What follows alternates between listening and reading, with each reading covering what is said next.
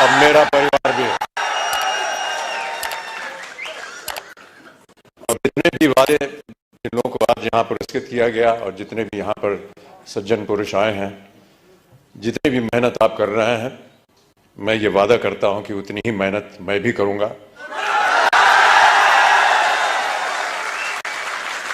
ताकि जितने भी मापदंड लगाए गए हैं, वो चाहे 2500 के हों, 1000 के हों, 2000 के हों, उन सब में मेरा योगदान रहेगा। और जब जब आप लोग चाहेंगे कि मैं उपस्थित हूं आपके सामने, मैं अवश्य यहां पर हाजिर हूं।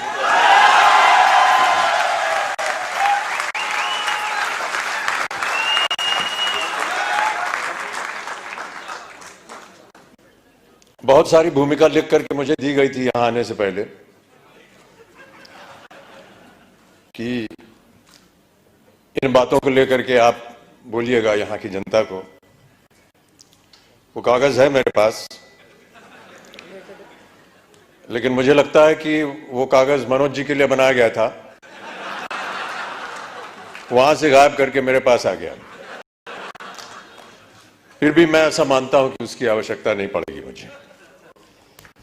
मुझसे कहा गया था कि जितने भी यहां पर लोग हैं उन सबको प्रोत्साहित करने के लिए कुछ शब्द आप बोल दीजिए। मेरा ऐसा मानना है कि किन शब्दों में आपको प्रोत्साहित करूं? सर आप एक बार जय आरसीएम बोल दीजिए। जय आरसीएम।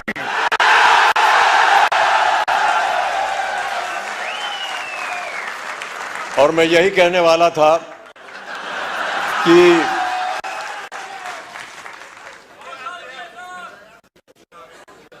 जो आपको प्रोत्साहित करने वाले हैं वो आपके सामने यहां मौजूद हैं, त्रिलोकचंद जी।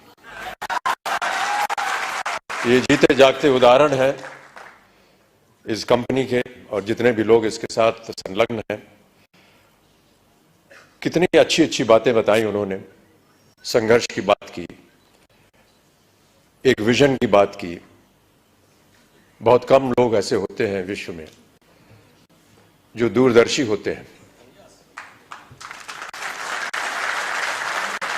और मेरी नजर में जो लोग दूरदर्शी होते हैं उनका सम्मान नहीं करना चाहिए, उन्हें ईश्वर जैसा मानना चाहिए। हम और आप तो शायद नहीं देख पाएंगे कि कल क्या होगा, लेकिन इनकी नजर में होता है और वो देख पाते हैं कि आगे आने वाले दिन कैसे होने वाले हैं। तो इनको एक ईश्वर का दर्जा दिया जाता है। मैं ऐसा मानता हूं कि आप लोगों को एक ईश्वर की तरह त्रिलोकचंद जी आपके सामने मिले हैं।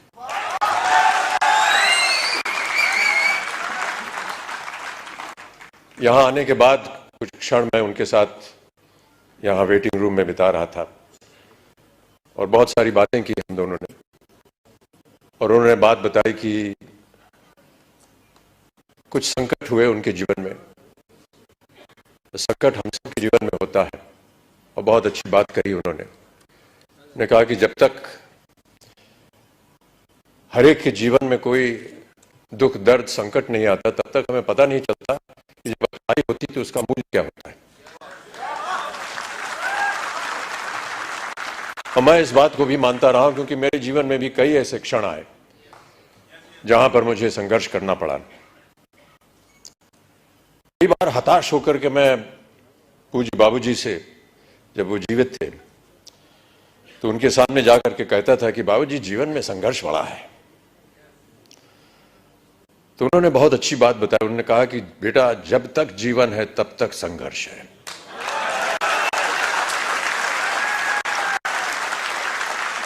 और आप भी मान लीजिए कि आपके जीवन में प्रतिदिन प्रति क्षण ये संघर्ष रहेगा, और आप लोगों को वादा करना पड़ेगा कि ये संघर्ष में आप लगे हैं, आगे भी आगे आपकी जो भी कार्य आप उठाएं उसमें वो संघर्ष जो है वो नजर आए। जिस